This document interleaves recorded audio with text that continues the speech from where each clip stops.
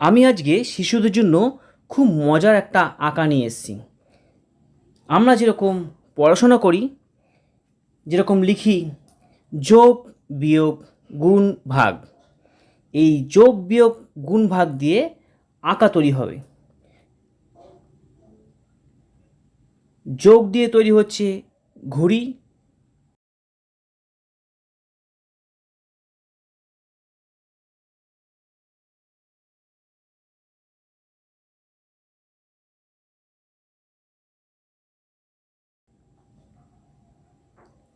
বিয়োগ দিয়ে তৈরি হচ্ছে কচ্ছপ,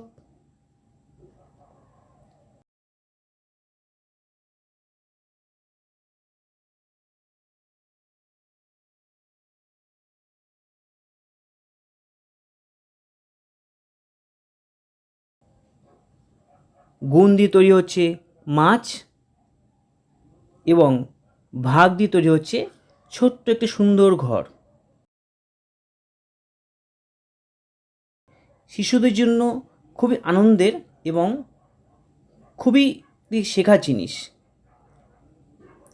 এই আঁকা যদি ভালো লাগে অবশ্যই লাইক, কমেন্ট এবং শেয়ার করবেন।